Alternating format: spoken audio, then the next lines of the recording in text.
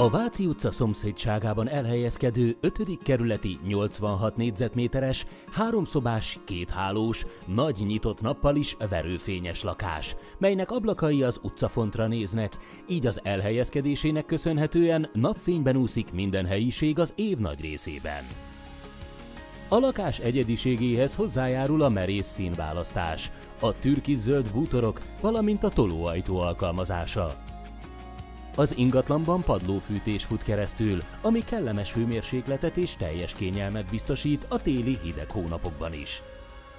Sallak Andrea lakberendezővel beszélgettünk, már máskor is beszélgettünk. Igen, hogy tetszik neked a lakás? Úgy első blikre az atmoszférája, az milyen neked? Szerintem nagyon kellemes ez a lakás.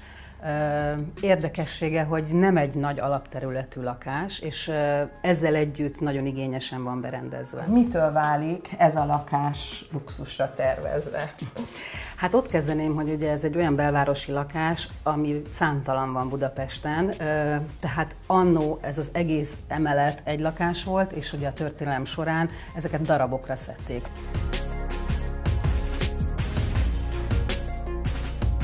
Ez egy saroklakás, a Dunára néz, tehát nagyon szerencsés, hogy úgy darabolták, hogy a jobbik része maradt ennek a lakásnak a része.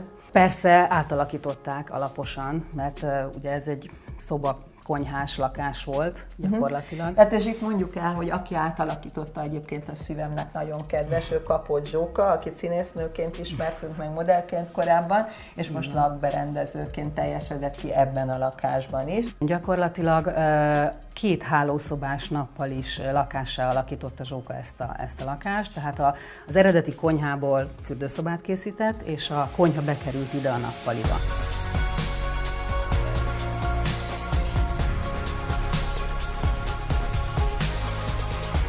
Gyakorlatilag ez a nappali, és ez egy olyan funkcionális helység, ami, ha úgy szeretnénk, akkor akár háló is lehet. Na, ez egy nagyon jó tipp egyébként, mert gyakorlatilag ez az egész a nappali, egy konyhával egybeépítve, de ő elválasztja egy tolóajtóval. Nézzük meg a tolóajtót, mert ezen egy hölgy található. Igen, ez egy tapétázott ajtó, ami szándékosan nem üvegből van. Tehát, hogyha ez a helység éppen hálóként funkcionál, akkor el lehet szeparálni a lakást többi Nagyon részétől. jó, tehát multifunkci.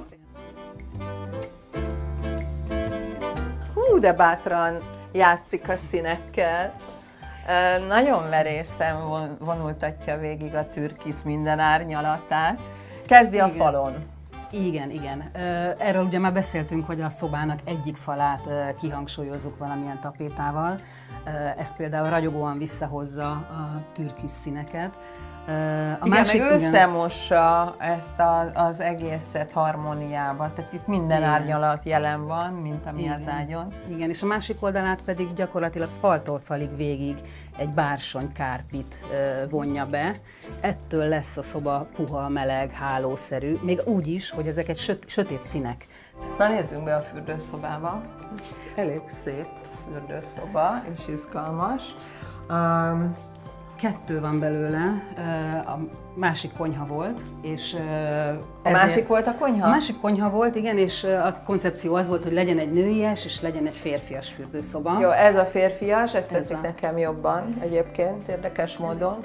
Nagyon jól használja a betonszerű kőburkolatot, és akkor dekorációként a csempét. A másik fürdőnek az az érdekessége, hogy ott ez a tojás alakú gömbölyded, WC, mosdó, ez inkább a nőies, ami a márvánnyal van kombinálva. A márvánnyal és szintén egy egyszerű csempével, és fönt pedig meghagyja nyersen a falat, és bedob egy kristálycsillát. És végül is ez ezüstben pompázik, úgy látszik ehhez a formához, meg a letisztultsághoz jobban hozzátesz az ezüst.